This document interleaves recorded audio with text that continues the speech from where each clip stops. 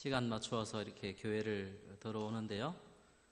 단풍이 아주 멋있게 우리 교회 앞을 들이워서 마치 우리 모든 성도님을 맞이하는 것 같은 그런 느낌을 받았습니다. 참 좋았습니다. 건물이 참 좋은 교회구나 이렇게 생각을 했고요. 들어오면서 한 분 한 분 또 이렇게 뵈니까 참 좋은 교회, 또 우리 좋은 성도님들이 또 함께 모여있는 참 아름다운 교회구나라는 생각을 하게 됩니다. 말씀을 듣고 또 우리가 다시 혹시 우리 마음 가운데 어두운 그늘이 있다 그러면 하나님의 은혜로 치유가 되어지고 회복되어지는 그런 시간 되기를 소원해 봅니다. 오늘은 물론 날짜로는요 정확하게 우리가 10월 31일 그때를 기념해서 이제 종교개혁 주일 기념일로 이렇게 지키는데 그 주간이 포함되어 있기 때문에 오늘 많은 교회에서 특히 이제 개신교에서 종교개혁 기념 주일로 지니고 있습니다. 이 시간을 통해서 우리가 종교개혁이 갖는 그 의미가 무엇인지, 또 그 정신, 그 내용이 무엇인지, 또 우리가 계속 이어받아야 될 그 종교개혁의 정신이 무엇인지를 다시금 우리가 생각해 보기를 소원하여서 종교개혁의 정신이라는 제목으로 말씀을 전하고자 합니다. 오늘 저희가 목사님께서 읽어드린 로마서 11장 말씀은 참 각별한 말씀입니다. 종교개혁자들이 늘 사모하고 읽고 좋아했던 그런 말씀입니다.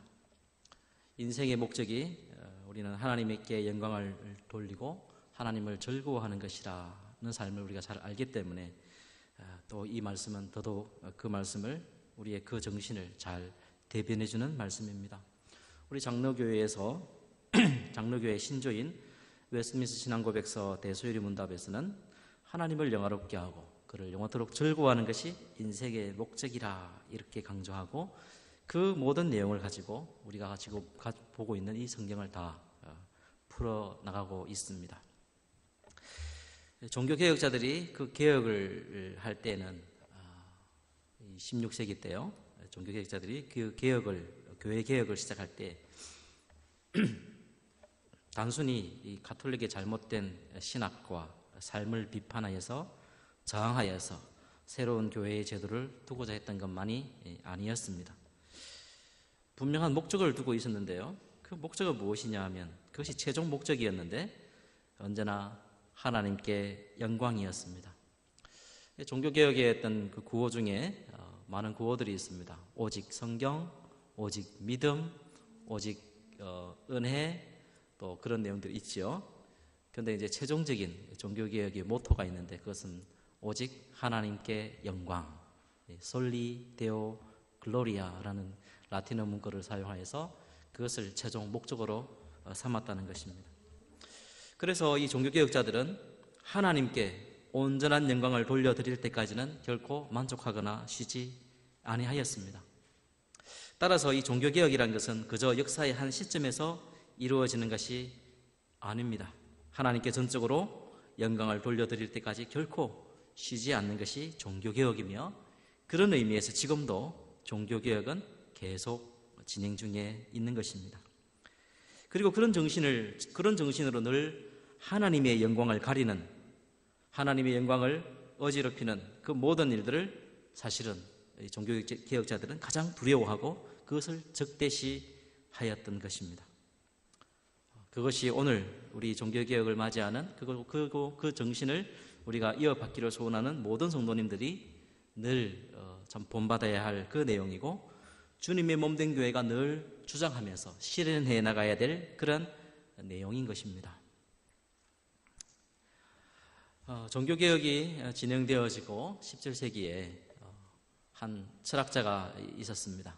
오늘까지 아마 그 철학자의 영향하에 있는 그런 아주 유명한 그런 철학자인데 이름은 데카르트라는 사람입니다. 아마 대수학자이기 때문에 수학을 전공하는 분들은 잘 알 것이고 아마 공부를 하신 분들은 이름은 한번 다 들어봤을 것입니다. 데카르트. 이 데카르트가 어떤 말을 남겼냐 하면 후세대에게요. 코지토 에르고 숨, 이 라틴어인데 이 말이 뭐냐 하면 나는 생각한다, 고로 나는 존재한다, 이런 말을 남겼습니다. 나는 생각한다, 고로 나는 존재한다. 쉽게 들리는 말씀이지만 그것은 참 그 당시 때에 그리고 그 후대의 모든 인간의 생각들을 변환시키는 아주 혁신적인 말을 남겼던 것입니다. 사회의 변화는 이루 말할 것도 없고요. 교회 안에서 또한 막강한 힘을 발휘하게 되었습니다. 데카르트 이전에는 그러면 그런 사상이 없었는가? 그렇지 않았습니다. 늘 인간이 중심이 되고자 하는 그런, 인간이 늘 역사의 중심이 되고자 하는 그런 늘 마음이 늘 있어 왔지요. 인간이 타락한 후에 그것은 인간의 어떤 본연적인 문제였습니다. 그러나 그의 그 한마디는 교회 안에서 어떤 영향력을 미쳐 들어오게 되는데요. 그것이 교회 안에서 인간이 늘 높여 하나님만이 홀로 높여지고 하나님만이 홀로 영광을 받으셔야 되는데 인간 또한 같이 높여지고자 하는 그런 욕심들이 늘 교회 안에서도 도사리고 있었는데 그 데카르트의 그 한마디는 교회 안에서도 인간이 중심이 되고자 하는, 인간이 높아지고자 하는 그런 마음의 그 양심에, 억눌리고 있는 그 양심에 자유를 주는 그런 말이 되었던 것입니다. 저는 그분을 한 번도 뵌 적이 없는데 제가 한번 소개시키드는 또 한 인물은 아마 또 교회를 오랫동안, 한국교회에서 오랫동안 다니신 분은 알만한 이름일 것입니다. 박윤선 목사님이신데 이분은 우리나라에서 최초로 성경 전체를 다 이렇게 주석을 하신 분입니다. 창세기부터 계시록까지 주석을 다 하신 분이신데 어떻게 보면 이분은 전생애를 성경을 주의하면서 사신 분입니다.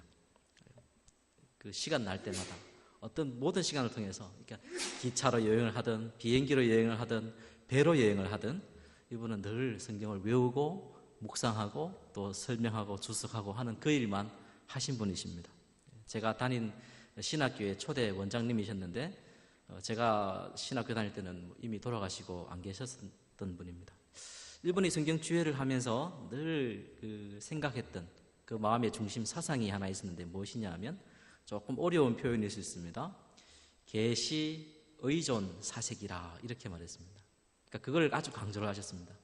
계시 의존 사색.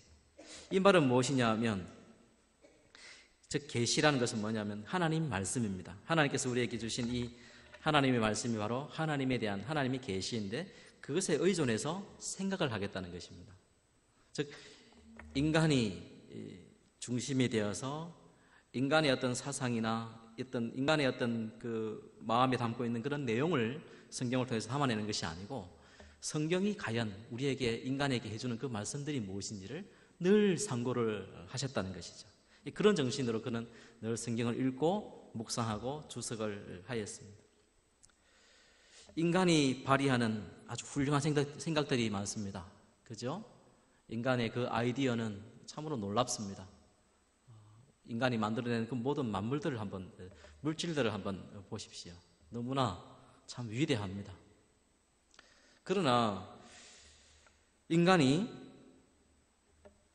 아무리 훌륭한 생각을 가지고 아무리 놀라운 생각을 갖는다 할지라도 아까 말씀한 대로 계시, 의존, 사색, 즉 하나님의 말씀에 의거하여서 걸러내지 못하면 그것이 아무리 좋은 인간의 생각이라 할지라도 그것은 하나님의 영광을 가리게 되는 것이고요. 결국은 실상은 인간에게 가장 큰 피해를 준다는 것입니다. 여러분들이 한번 곰곰이 생각을 해 보십시오. 인간이 만들어낸 그 모든 어떤 물건들이라든지 좋은 것들이라든지 어떤 좋은 아이디어라든지 그런 것들이 과연 인간에게 궁극적으로 좋은 것을 주었는가? 결국 그렇지 않습니다. 가장 좋다고 생각했는데 가장 안 좋게 돌아온 경우가 너무나 많습니다. 교회 안에서 하나님께 전적으로 온전한 영광을 돌리는 일에 있어서 늘 걸림돌이 되었던 그 사상이 있었습니다. 그것이 뭐냐 하면 인간의 구원에 있어서 우리 구원에 있어서 전적인 하나님의 은혜고 전적인 하나님의 역사라 하는 그런 교회에 늘 가르침이 있어 왔는데 그것을 뒤집는 것이었습니다. 아니다. 인간의 구원에 있어서 하나님이 전적으로 하시는 것이 아니고 거기에는 인간의 작용이 있어야 된다. 인간의 반응이 있어야 되고 인간의 역할이 있어야 되고 인간의 어떤 수고가 있어야 되는 그런 모든 것들이 있어야지 구원이 일어난다는 사실을 말했던 그런 사상들이 늘 이어져 왔습니다. 그리고 그 사상의 하나의 어떤 종교개혁 시대에 번쩍 터뜨렸던 한 인물이 있습니다. 그 사람이 아르미니우스라는 사람입니다. 네덜란드 사람인데 그가 그런 가르침을 이야기했습니다. 즉 인간의 구원에 있어서는 전적인 하나님의 은혜만이 아니고 사람 또한 그 역할이 있다는 것을 그가 주장하였습니다. 그러니까 인간의 구원을 받고 구원을 받지 못하는 그 책임은 인간에게 있는 것이고 그가 거절하면 구원도 없는 것이고 그가 믿으면 구원을 받는 그런 것을 이제 즉 하나님의 전적인 은혜가 아니라 인간의 어떤 수고가 있어야 되고 인간의 숨은 공로가 있어야지 그 구원은 온전히 이루어진다는 가르침을 그는 펼쳤던 것인데 아까 말씀드린 대로 이 종교개혁자들은 전적으로 하나님께만 홀로 영광을 돌리고자 하는 그런 마음이 아니고서는 그런 정신이 아니고서는 결코 쉬지를 않았습니다. 당연히 그 아르미니우스의 그런 주장들은 즉각 반박하게 되었던 것이죠. 그런 사상들은 결국 하나님께 영광을 돌려드리는 삶을 저해하는 것이고 하나님의 은혜를 파괴하는 삶으로 이어질 것이라는 것을 그들은 좌시하지 않고 그것을 지적하였던 것입니다.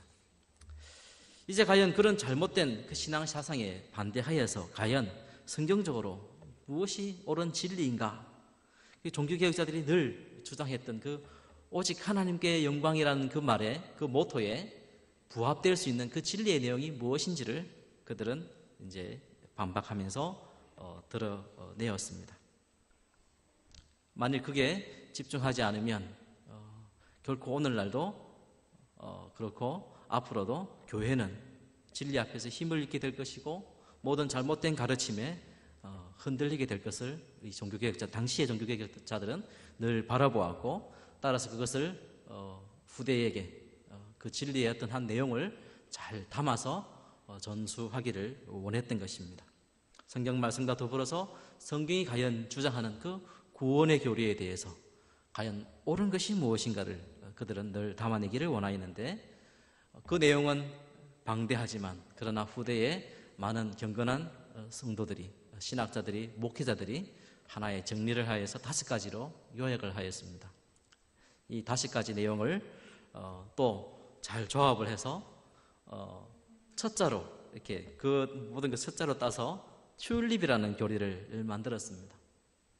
짧은 시간이겠지만 우리가 이 내용들을 가지고 우리가 한번 각 조항들을 한번 생각해 보면서 우리가 받은 그 구원의 은혜, 그 구원의 은혜가 과연 어떻게 오직 하나님께만 영광이라는 그런 내용으로 그런 정신으로 이어질 수 있는가를 한번 우리가 매치시키고 또 상고해 봤으면 좋겠습니다.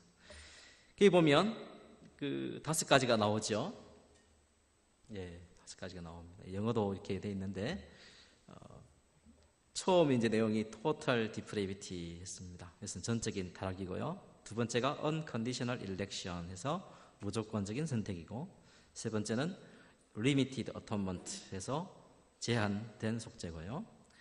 irresistible grace 불가항력적인 은혜 perseverance of the saints 성도의 견인 했습니다. 첫 잠을 따면은 튤립이 되죠. 그래서 잘 익히고 외워서 평소에 잘 묵상하여서 과연 그러한가? 과연 이런 진리가 성경에 부합한 진리고 오직 하나님의 영광을 드러내는 그런 놀라운 진리의 내용인가를 상고하는 것이죠. 여러분들이 바로 그럴 수 있습니다. 이런 내용들을 잘 상고하다 보면 인생의 목적이 바로 하나님께 영광이고 이 진리의 내용이야말로 오직 하나님께만 영광을 돌리는 그런 삶으로 이어질 수 있는 그런 복된 내용이구나라는 것을 아마 아시게 될 것입니다.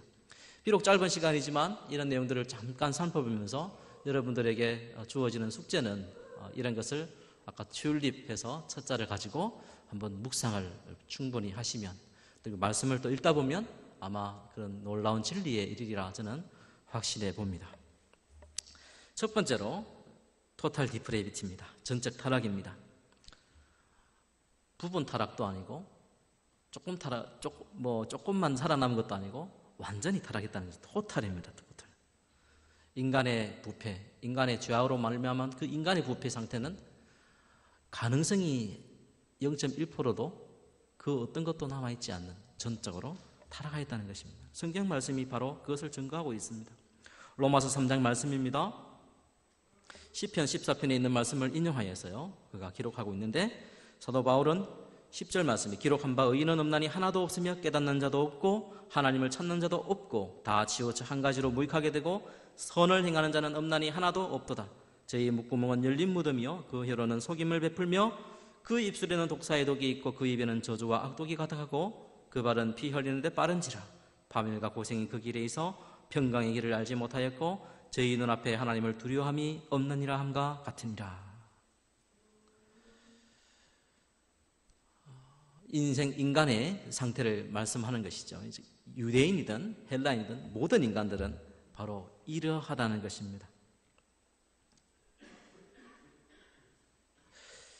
예레미야 선지자는요, 구약성경 예레미야는 17장 9절에 인간의 마음을 가르쳐서 만물보다 거짓되고 심히 부패한 것이라 했습니다. 만물보다 부패한 것, 우리가 부패한 것을 보게 되는데 그보다 더 부패한 것은 우리 인생의 마음이라는 것입니다. 더 나아가서 에베소서 2장 5절 말씀에는 우리를 가르쳐서 허물로 죽었다 그렇게 증거하고 있습니다. 이토록 성경은 하나님을 떠난 인간, 그 마음에 하나님을 두기 싫어하는 인간의 상태를 가리켜 종교개혁자들은 전적으로 타락하였다 그렇게 주장한 것입니다. 행위뿐만 아니고 그 행위를 산출하는 그 생각과 그 의지까지도 완전히 타락하였다는 것입니다. 그러니까 하나님으로 돌이키고자 하는 그 마음은 전혀 없다는 것이에요. 인생은 아무리 괜찮은 사람이라 할지라도 그렇습니다. 하나님의 아들이신 그리스도께서 그 인간을 위하여 십자가에 못 박혀 피를 흘려 죽으심은 사실 무엇을 또 우리에게 가르쳐주냐 하면 인간의 그 타락의 정도가 어떠한가?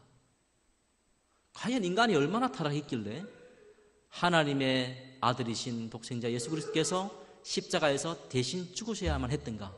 라는 사실을 우리가 또 한번 생각하는 그런 문구라 생각되어집니다. 두 번째로 무조건적인 선택입니다. Unconditional Election, 튤립의 TU의 두 번째 내용이죠. 그건 무조건적인 선택입니다. 자, 이 말은 무엇이냐 하면 하나님께서 구원받을 자를 택하실 때에 인간에게 어떤 기준이나 조건이 있는가를 보여주는 겁니다. 그러니까 하나님께서 어떤 한 사람을 택하시고 하나님 자녀로 삼으실 때, 선택을 하실 때 무언가를 보았냐는 것이에요. 뭔가를 가치 있는 걸 봤냐는 것입니다. 여러분 스스로 한번 생각해 보십시오. 하나님이 왜 많은 사람들 중에 왜 나를 택하셨을까? 하나님 자녀로서 나를 택하셨을까? 한번 돌아보십시오. 이유가 있습니까?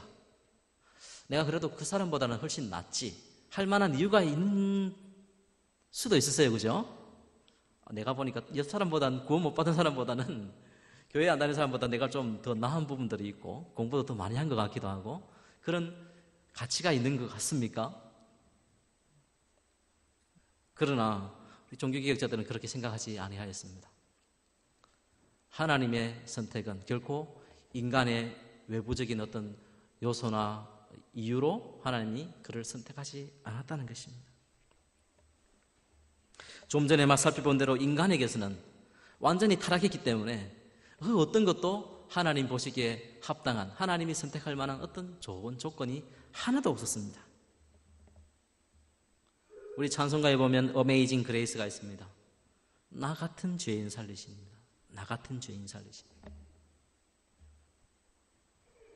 하나님의 은혜를 받고 하나님께 영광을 돌려드리는 그 성도의 입술에는요, 나 같은 괜찮은 사람을 하나님 살려주셔서 감사합니다라는 말을 할 수가 없습니다. 나 같은 죄인입니다. 좀 전에 살펴본 대로 모든 타락한 인간은 결국 하나님의 심판 아래에 있음을 성경은 선언하고 있습니다. 과거 하나님께서 모든 민족들 가운데서 하나님을 섬기도록 구별하시고 택하신 그 이스라엘을 세우신 그 기준이 무엇이었던가? 신명기 7장 6절에서 8절 말씀은 분명히 말씀하고 있습니다. 거기에 보면 너는 여호와 내 하나님의 성민이라. 내 하나님 여호와께서 지상 만민 중에서 너희를 자기 기업의 백성으로 택하셨나니 하나님께서 너희를 기뻐하시고 너희를 택하심은 너희가 다른 민족보다 수요가 많은 연고가 아니니라. 너희는 모든 민족 중에 가장 적으니라. 즉 하나님께서 그 이스라엘 민족을 택한 것은 너희들 외부적인 어떤 조건을 보고 너희를 택한 것이 아니라 8절 말씀에 여호와께서 다만 너희를 사랑하심으로 인하여 또한 너희 열조에게 하신 맹세를 지키려 하심을 인하여 그렇게 하셨다. 즉 이스라엘을 너희를 지상 만민 중에서 너희를 택하였다. 하나님을 섬기는 자로 택하였다는 것입니다. 계속해서 신명기 10장 15절 말씀에 그 말씀이 있습니다. 여호와께서 오직 내 조상들을 기뻐하시고 그들을 사랑하사. 즉 이스라엘에게는 하나님의 선민이라 불릴 만한 어떤 조건이 없었다는 것이에요. 너희들을 보고 택한 것이 아니고 내가 원인이라. 하나님이 원인인데 그 하나님 너희를 사랑했기 때문에 너희를 기뻐하였기 때문에 너희를 택했다는 것입니다. 말씀이 그러합니다.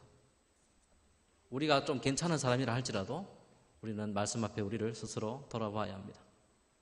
내가 하나님의 자녀가 되었습니다 라고 고백할 때에 내가 하나님의 자녀가 된 이유가 무엇인가? 그것은 내가 잘나서가 아니고 내가 저 사람보다 더 잘 믿고 잘 섬기고 잘 나갈 것 같아서 하나님께서 나를 부르신 것이 아니라 그것은 하나님께 원인이 있었다. 그저 하나님이 나를 사랑하셨기 때문에 나를 기뻐하셨기 때문에 그것이 원인이 되어서 그것이 조건이 되어서 우리를 택하셨다는 것입니다. 그것이 바로 unconditional election, 무조건적인 선택이라는 것입니다. 결국 인간이 자랑할 것이 있습니까? 내가 하나님의 자녀가 됐다는 데 대해서 자랑이 있을 수가 없는 것입니다. 그래서 하나님께만 영광을 돌려드리는 그런 마음의 그런 준비가 되어 있는 것이고 그분의 그 이외에는 나 같은 죄인 살리신 그 하나님의 은혜를 높일 수밖에 없는 그런 겸손한 고백이 거기에 나타나게 되는 것입니다. 세 번째로 L, Limited Atonement입니다. 제한 속죄입니다. 여기서 많은 분들이 동의하지 못하고 힘들어하는 경우가 있습니다. 그러나 성경은 전체 성경을 돌아보면 결코 이것을 반대하지 않습니다. 오히려 이 모든 것들은 이것을 주장할 수밖에 없는 것이고 우리 하나님이 어떤 분인가를 알게 되면 더더욱이나 이 내용은 우리가 받을 수밖에 없는 내용입니다.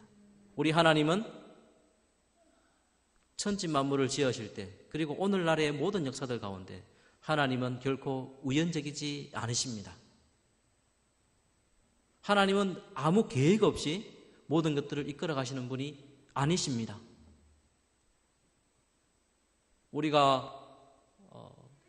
제가 처음에 이제 독일이라는 나라를 유학을 갔을 때 처음 목격한 사건이 뭐였냐 하면 정확하게 제가 목격을 했는데 TV를 보면서요. 9시였어요. 독일의 시간에는 13시였는데 그 뉴욕 시간에는 9시, 아침 9시였어요. 갔는데 TV를 생방송을 보고 있는데 비행기 2대가 이렇게 와가지고 건물을 이제 부서뜨리는 그런 9.11 사태죠. 그런 일이 있었습니다. 굉장히 놀랐죠. 마치 영화에서 일어나는 그 일들이 실제로 벌어졌으니까요. 아마 다들 놀라셨을 겁니다. 근데 하나님께서 놀랄 일이 있겠습니까? 그러니까 우리는 그 모든 것들이 굉장히 우연 속에서 이루어지기 때문에 놀라는 것이죠. 다 알고 있으면 놀라지도 않습니다. 다 아는 이야기를 영화관에서 보면 어떻습니까? 재미가 없죠. 누가 다 영화 스토리를 다 이야기해주면 재밌습니까? 영화가 하나도 스릴도 없고 아무것도 재미가 없습니다. 그런데 우리는 우연 속에 살고 있기 때문에 놀랄 일이고 굉장히 깜짝 놀랄 일이지만 그러나 하나님은 결코 우연적이지 않으십니다. 하나님께서는 모든 것이 필연적이에요. 필연적. 하나님 분명히 이 모든 세상을 지으시고 예수 그리스도가 오시는 그 모든 이야기를 하나님은 다 아시고 정하시고 그것을 그대로 이루어 가시는 하나님이십니다. 우리가 하나님은 전능하십니다. 하나님은 능력이 많으신 분입니다. 이렇게 고백하는 이유는 하나님이 힘이 세고 이런 것이 아니고 하나님이 정해두으신 그 계획은 결코 취소되거나 변경되거나 외부에 의해서 방해되거나 하지 아니하시고 그 계획들이 그대로 이루어 간다는 것입니다. 방해를 하는데 마귀도 방해를 하고 사람도 방해를 하는데 오히려 그 방해를 통해서 하나님은 그 일을 이루어 가시는 하나님의 그 계획들을 변함없이 아주 흔들림 없이 차질 없이 이루어 가시는 그 모든 것을 가르쳐서 우리는 하나님의 전능함, 하나님의 능력 많으심 이렇게 고백하는 것입니다. 전능하신 하나님이라는 말은 바로 그런 말씀입니다. 자, 이런 하나님을 우리가 잘 이해를 하게 될 때에 자, 죄인을 하나님께서 구원하려 이 땅에 예수 그리스도를 보내셨는데 예수 그리스도께서 이 땅에 오실 때에 계획이 있었겠습니까? 없었겠습니까?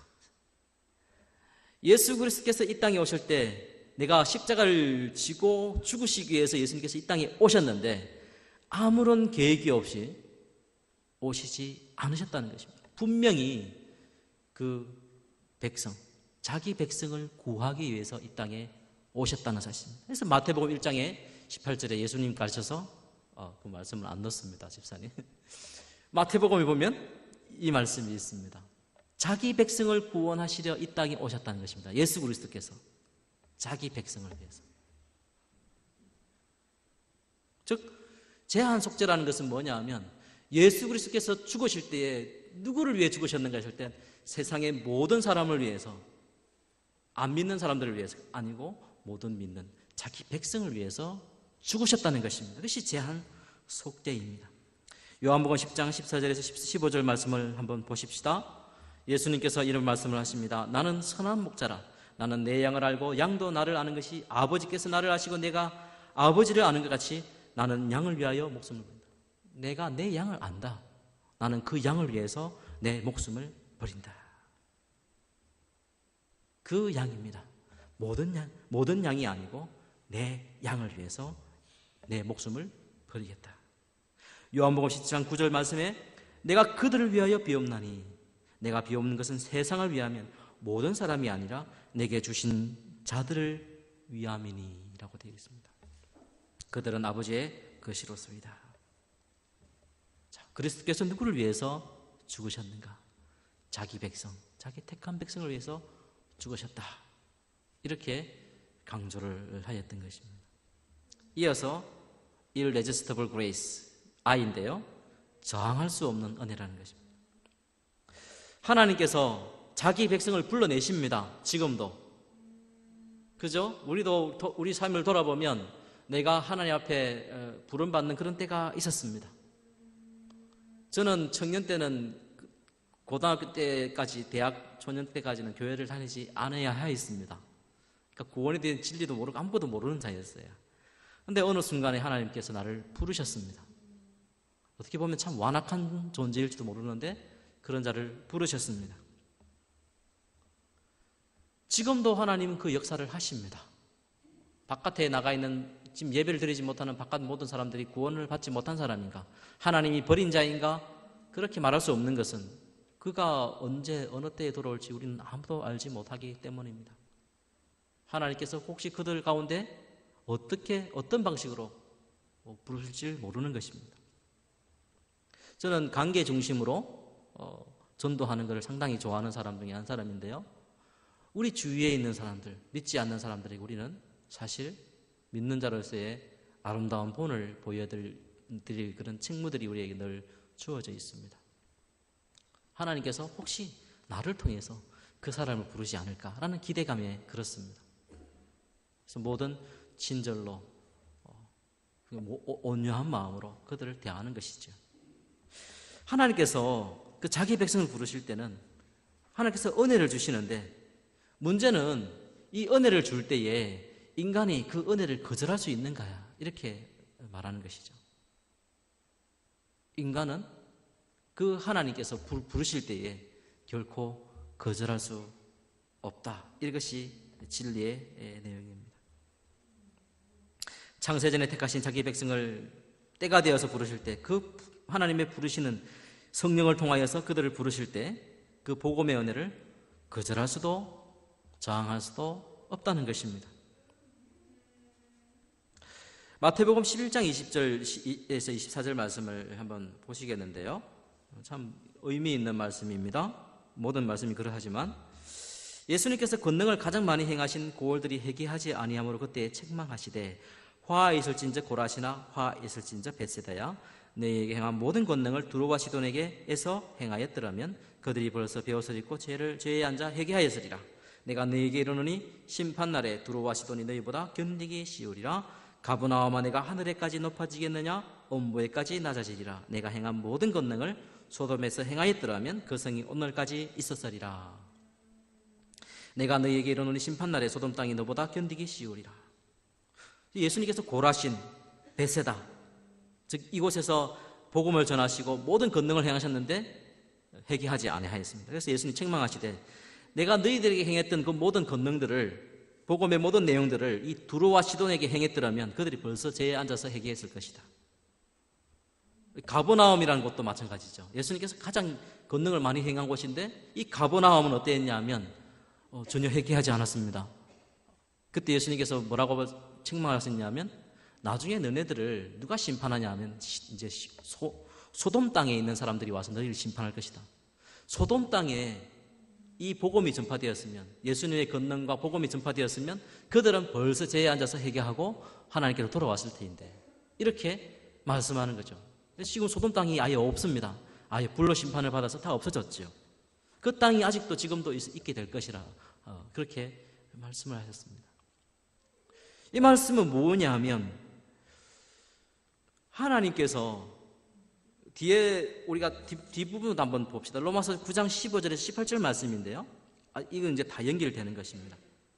아까 제한 속죄, 리미티드 오토먼트와도 같이 연결되는 내용인데 9장 15절에서 18절 말씀, 모세에게 이르되 내가 긍휼히 여길 자를 긍휼히 여기고 불쌍히 여길 자를 불쌍히 여기리라 하셨으니 그런즉 원하는 자로 말미암음도 아니요 다른 박질하는 자로 말미암음도 아니요 오직 긍휼히 여기시는 하나님으로 말미암음이니라. 성경이 바로에게 이르시되 내가 이 일을 위하여 너를 세웠으니 곧 너로 말미암아 내 능력을 보이고 내 이름이 온 땅에 전파되게 하려 함이라 하셨으니 그런즉 하나님께서 하고자 하시는 자를 긍휼히 여기시고 하고자 하시는 자를 완악하게 하시느니라. 하나님께서 하시고자 하는 자는 하나님께서 그들에게 은혜를 주시고 반드시 부르신다는 거예요. 그가 시돈 땅에 거하든 소돔 땅에 거하든 상관없이요 가장 완악하여서 심판을 받을 수밖에 없는 그런 자라 할지라도 은혜를 베풀고자 하면 그들을 부르시는 것이고 하나님께서 버려두시면 그는 완악하게 되는 것입니다.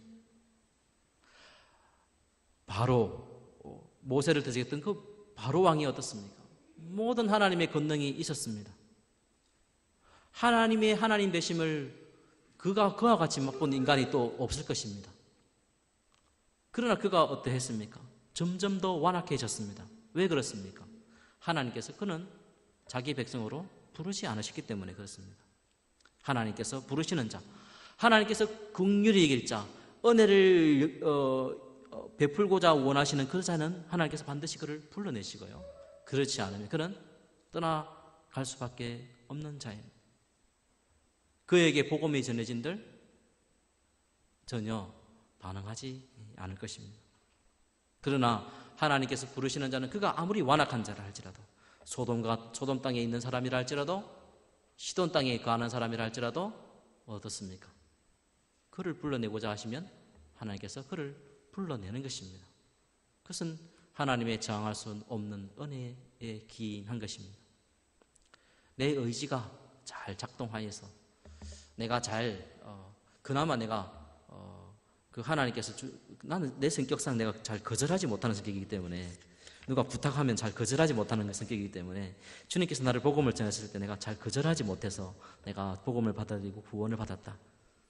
이런 것이 아닙니다. 우리는 아까 말씀한 대로 본질상 하나님의 진노의 사람이고 하나님을 대항하여서 우리는 아주 완악한 전적으로 부패하고 타락한 존재라고 우리는 밝혔습니다. 결코 우리는 스스로 하나님께서 주시는 그 복음을 스스로 받을 수 없는 그런 자인 것입니다. 하나님께서 은혜 주시고자 하는 그런 역사가 있었기 때문에 우리에게 바로 그런 역사가 일어났다는 사실을 우리는 말씀을 통하여서 우리는 다시 확인해야 하는 것입니다. 마지막으로 성도의 견인입니다. Perseverance of the saints. 끝까지 인내하고 견딘다는 것이죠. 구원에 한 번 구원받은 자는 결코 타락하거나 그 구원이 취소되거나 없어지지 아니한다는 것입니다. 왜 그렇습니까? 만일 구원이라는 것이 내가 구원을 받았다는 사실이 나의 의지나 나의 결정이나 나의 판단에 의해서 내가 거절하지 못하는 성격 때문에 내가 구원을 받았다. 나의 불굴의 의지로 말미암아서 내가 구원을 결정하였고 내가 그것을 구원을 쟁취했다고 생각해 보십시오. 사람의 마음이 얼마나 간사하고 얼마나 쉽게 변하는지 우리는 인생을 통해서 많이 배웠을 것입니다. 내 옆 사람이 아니고 바로 저입니다. 얼마나 쉽게 변하는지 모릅니다. 조금이라도 이렇게 되면은 그냥 싹 변하는 것이 인간의 마음입니다. 어제는 참 좋았다가 오늘은 원수가 되어지는 것입니다. 그 인간의 마음이 참 간사하기 때문에 그러합니다. 우리의 구원이 취소될 수 없는 것은 만일 그것이 우리의 손에 구원이 놓여졌다면 우리는 충분히 구원이 취소되고도 남음직합니다. 은혜를 받아서 좋다고 하다가도 눈물 콧물을 다 쏟더라도 어느 날 은혜가 떨어지면은 전혀 아주 꼭 누구 표현대로 마귀 사촌처럼 돼가지고 이렇게 행동하는 그런 모습들이 우리에게 늘 존재합니다. 그러나 성도의 견인이 주는 그 교훈은 무엇이냐면 하나님께서 결코 그를 놓지 않으신다는 것입니다. 하나님이 절대로 변하시지 않으신 분이기 때문에 그렇습니다. unchangeable. 하나님은 절대 불변하신 분이기 때문에 우리의 구원 또한 불변하지 않는 것이 되는 것입니다. 로마서 8장 33절에서 37절 말씀입니다. 누가 능히 하나님께서 택하신 자를 고발하리요 어렵다 하신 이는 하나님이시니 누가 정죄하리요 죽으실 뿐 아니라 다시 살아나신 이는 그리스도 예수시니 그는 하나님 우편에 계신 자요 우리를 위하여 간구하시는 자시니라. 누가 우리를 그리스도의 사랑에서 끊으리요 환난이나 공고나 박해나 기근이나 적신이나 위험이나 칼이랴. 기록된 바 우리가 종일 주를 위하여 죽임을 당하게 되며 도살당할 양같이 여김을 받았나이다 함과 같으니라. 그러나 이 모든 일에 우리를 사랑하시는 이로 말미암아 우리가 넉넉히 이기느니라. 누가 우리를 그리스도의 사랑에서 끊겠는가? 우리가 아니 하나님께서 그를 붙들면요 어떤 존재도 그것을 끊을 수가 없게 되는 것입니다. 요한에서 3장 9절 말씀에 하나님께로부터 난 자마다 죄를 짓지 아니하나니 이는 하나님의 씨가 그 속에 거하며 그도 범죄하지 못하는 것은 하나님께로부터 났습니다. 죄를 범하지 않는다고 되어 있습니다. 하나님께로부터 난 자들은요. 그러면 스스로 한번 생각해 볼 때 나는 오늘 아침에도 죄를 범한 것 같은데 어떻게 된 거지? 내가 혹시 하나님께 버림받은 자 아닌가? 그렇지 않습니다. 이 요한 1서에 나와 있는 죄를 짓는다는 말은 요한 1서 5장 17절 말씀에 나와 있는 그 말씀을 우리가 한번 생각해 봐야 됩니다. 5장 17절부터 18절 말씀에 모든 불의가 죄입니다. 죄 맞습니다. 그죠? 그런데 이 요한일서에서 말하는 그 죄는 사망에 이르지 않은 죄가 있다는 것입니다. 사망에 이르지 않는 죄.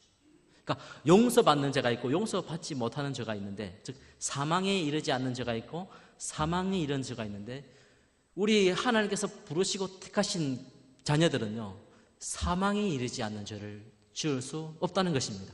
바로 그 말씀이죠. 예수님께서 말씀하신 대로 이것은 성령을 해방하는 죄라 말할 수 있습니다. 사망에 이르는 죄입니다. 더 엄격하게 말하면 예수님을 안 믿는 죄입니다. 예수님을 안 믿는 죄는 가장 큰 죄입니다.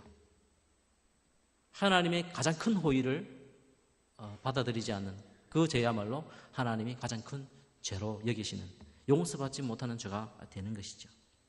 18절 말씀을 보게 되면 요한일서 5장 18절 하나님께로부터 난 자는 다 범죄하지 아니한 줄을 우리가 아노라. 이제 분명히 됐지요. 하나님께로부터 나신 자가 그를 지키심에 악한 자가 그를 만지지도 못하느니라. 즉 사망에 이르는 죄를 결코 그는 지을 수가 없다는 것입니다. 요한복음 10장 26절에서 29절 말씀입니다. 너희가 내 양이 아님으로 믿지 아니하는도다. 즉 아까 예수님께서 분명히 말씀하셨죠. 내 양을 위해서 죽는다 했는데 그 내 양의 아는 자는 믿지 아니하죠. 내 양은 내 음성을 들으며 나는 그들을 알며 그들은 나를 따르느니라. 내가 그들에게 영생을 주노니 영원히 멸망하지 아니할 것이요 또 그들을 내 손에서 빼앗을 자가 없느니라. 예수님께서 바로 이 말씀을 또 하십니다. 그리고 이어서 그들을 내게 주신 내 아버지는 만물보다 크심에 아무도 아버지 손에서 빼앗을 수가 없느니라. 우리가 받은 그 구원, 그것이 캔슬되고 취소되어지고 없어지지 아니하면 불변한 이유는 우리의 이게 구원이 있는 것이 아니고 오직 우리를 붙드시고 우리를 지키시고 우리를 끝까지 천국에까지 이르게 하실 그분이 하나님, 만물보다 크신 그 하나님이시기 때문에 우리 구원은 너무나 완전하고 너무나 확실한 것입니다. 그렇기 때문에 우리 예수님께서 무슨 말씀을 하시냐면 귀신을 쫓아내고 복음을 전했던 그 70인의 전도자들, 예수님의 제자들에게 너희들이 가서 복음을 전하는데 귀신이 항복하고 복음이 전파되는 것으로 인하여 기뻐하지 말고 너희들이 하늘나라의 생명책에 있다는 사실로 인하여 기뻐하라. 그런 말씀이 가능한 것입니다. 만일 구원에 확실한 것이 아무것도 없다. 죽을 때 내가 부인하면 끝난다. 우리 구원은 취소되거나 내가 잘못 믿으면 버림받거나 이런 것이 왔다리 갔다리 이렇게 되면 그런 말씀을 하실 일이 만무하죠. 너희들이 기뻐해야 될 이유, 우리가 기뻐해야 될 이유는 무엇이냐? 우리의 이름이 하늘나라의 생명책에 이미 기록되어서 절대 지워지지 않는다는 사실에 있다는 것입니다. 하나님께 홀로 영광을 돌리고자 하는 그런 구원의 이런 내용들은, 이런 진리의 내용들은 인간을 낙담하게 하거나 인간을 위축하게 만드는 그런 내용들이 아닙니다. 그것은 오직 성도에게 있어서는 너무나 무한한 위로와 은혜를 주는 그런 내용이기 때문에 그러한 것입니다. 결론하겠습니다. 죄인을 구원하시고 자기 백성을 삼으시는 그 모든 일에 있어서 결단코 인간에게는 그 어떤 역할이나 노력이 주어지지 않습니다. 이것은 로마서 11장 35절 말씀에 누가 주께 먼저 드려서 갚으심을 받겠느냐? 이 말씀을 잘 생각해 보십시오. 누가 주께 먼저 드려서 갚으심을 받겠느냐? 쉽게 놓치는 말씀인데요. 잘 생각하셔야 됩니다. 너무나 분명한 증거이기 때문에 그렇습니다. 그 어느 인생도 하나님께 먼저 행하거나 하나님께 먼저 드려서 받은 자가 없다는 것입니다. 하나님께서 우리에게 모든 것을 다 주셨는데 건강도 주시고 물질도 주시고 모든 것 구원까지 다 주셨는데 그걸 주실 때 우리가 뭔가를 해서 하나님이 주신 적이 하나도 없다는 것입니다. 여러분, 내가 하나님께 뭘 했더니만 하나님께서 나에게 이런 것들을 주셨다? 그럼 그거는 이제 이 말씀하고는 정반대가 되는 것이죠. 그런 사람들은 평생을 살면서 늘 자기 자랑만 하고 있을 것입니다. 오직 하나님께 영광을 돌리고자 하는 그런 마음이 아니라 자기 자신만을 높이는 것이죠. 인간의 행위나 자기 살과 뼈를 깎는 노력을 통하여서 하나님께로부터 구원이 주어진 인생은 아무것도 없습니다. 아무도 없습니다. 구원은 하나님의 전적인 은혜요 선물입니다. 그것을 인정할 때에라야 오직 하나님께만 영광을 돌려드릴 수 있습니다. 그렇지 않으면 하나님께 영광을 돌리지 않고 인간을 높이게 되는 것입니다. 인간은 아까 말한 대로 참 교만합니다. 전적 타락이기 때문에 참 교만하고 완악합니다. 구원에 대해서 만일 자기에게 어떤 공과가 있다고 생각한다면 그것이 얼마가 되었든 간에 그것을 높이려고 하는 인간에게는 못된 습성이 늘 도사리고 있습니다. 그런 인간의 모습을 바라보며 전적인 타락을 늘 묵상하십시오. 내가 어떤 자였는가? 나는 하나님께 전적으로 타락한 존재다. 아무 가능성이 없는 자라. 이 세상에 빈부가 있습니다. 그리고 배운 사람이 있고 못 배운 사람이 있습니다. 어느 지역 출신인가? 늘 따지죠. 이 세상은요. 사람을 보고 우리는 늘 평가를 합니다.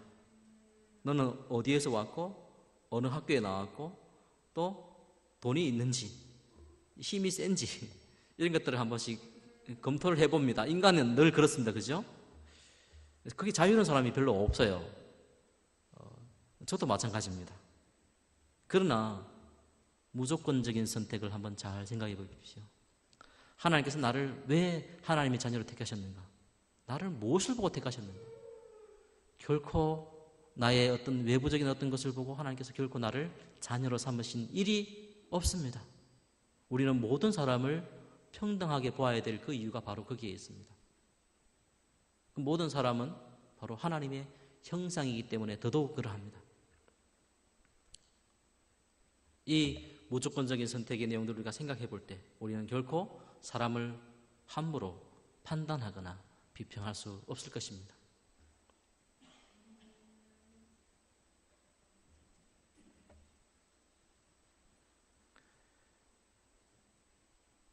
나의 강인한 의지와 수고와 노력으로 구원이 궁극적으로 이루어진다고 하는 생각에 반하여 오직 하나님의 오래 참으시고 변치 않으시는 하나님의 강인한 은혜의 손에 붙들린다는 사실을 우리는 묵상해 볼 때에 비로소 인간은 한없이 겸손의 자리에 이르게 되고 오직 하나님께만 홀로 영광을 돌리게 되는 것입니다. 우리에게 주어진 그 구원은 세상의 어떤 것과도 비교하거나 바꾸거나 할 수 없는 가장 최고의 가치입니다. 여기에 인간의 자리가 없습니다. 그럴 수밖에 없는 것은, 이것이 가장 좋을 수밖에 없는 것은, 우리가 받은 그 구원은 가장 가치 있는 것인데, 이것이 가장 가치 있을 수밖에 없는 것은, 그것은 하나님께로부터 왔고 예수 그리스도께서 대신 죽으심으로 우리에게 주어진 너무나 값진 것이기 때문에 그러합니다. 거기에 인간의 역할이 아무것도 없습니다. 구원이라는 것은 하나님과 인간의 합작품이 결코 아닙니다. 인간은 거기에 어떤 것도 이런 것도 없고 거기에 자격도 없습니다. 그리고 가장 좋은 구원을 주신 것, 인간에게서는 너무나 가치가 있는 것인데 하나님께서 그것을 주신 것은 그것 자체만이 아니었습니다. 그것은 더 좋고 더 가치 있는 최고의 것을 주기 위한 것인데 무엇이냐 하면 하나님 자신입니다. 하나님만이 인간의 가장 최고의 가치요 복이라는 사실입니다. 바로 이런 은혜와 복을 주시기 위해서 우리에게 구원을 주시고 영생을 주셨다는 사실을 우리가 늘 기억을 해야 합니다. 우리 인생이 하나님을 예배하고 섬기고 하나님을 사랑하는 것이 인간에게서는 가장 최고의 영광입니다. 하나님께 생명 다하기까지 찬양과 영광을 돌려드리는 것이 인간이 누릴 수 있는 가장 최고의 복이요 은혜라는 사실을 우리는 잊지 않아야 합니다. 이것을 삶 속에서 실현하는 것이 바로 종교개혁자들의 마음이고 그것이 목적이었고요, 오늘 이렇게 종교개혁의 정신을 이어받는 우리 모든 성도의 삶의 태도라는 사실을 우리가 늘 잊지 말고요 그렇게 살아가야 하겠습니다. 기도하겠습니다. 하나님 아버지, 은혜를 감사합니다.